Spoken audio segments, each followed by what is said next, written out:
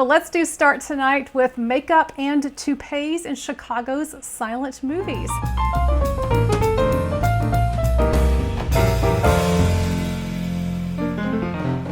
So we're going to do three things basically this evening on our virtual tour. Number one, we are going to look at movie makeup and why it exists in early cinema, including movies that were shot here in Chicago during the silent era.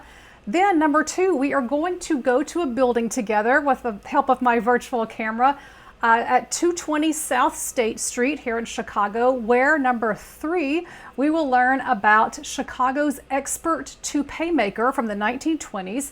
And we'll talk a little bit about how he responded to different trends, both on screen and off screen. All right, so those are our three goals this evening for Makeup and Toupees in Chicago's silent movies. So if you are new here, and I think we do have a few new folks, I'm Kelly. I run Chicago Movie Tours. My goal is pretty simple. It is that right there, which is to help you discover Chicago and its suburbs and its neighborhoods or communities through film.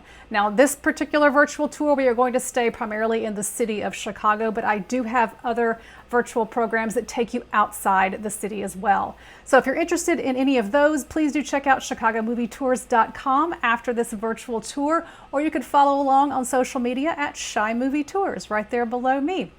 So let's start with another question, or let's start this particular virtual tour with a basic question, perhaps I should say. And that question is this: what is movie makeup? What is movie makeup? I've got a pretty basic question and a pretty basic definition for you here. So movie makeup is a product that is applied to an actor's face or body, usually to improve its appearance. So that last part, usually to improve its appearance. Is improvement, though, always the goal for makeup in Hollywood or in movies? And no, not necessarily. You don't always have to improve someone's appearance in that way. So let's look at tonight three reasons that movie makeup exists. All right, the first reason is because in the beginning of cinema, in that silent era, makeup was a necessity. It was essential to have makeup on screen, and let me explain to you why that was the case. And we're going to start with a blog post that I wrote over the pandemic called Max Factor's Horrifying Panchromatic Makeup. So there's the title up there at the top. Max Factor, as some of you probably know, was Hollywood's main makeup provider, predominantly in the classical era of Hollywood, and we still are familiar with that name today, right? Just in general terms, Max Factor's makeup. So you can see some of Max Factor's work on display here if you head to Los Angeles at the Max Factor building on Hollywood Boulevard.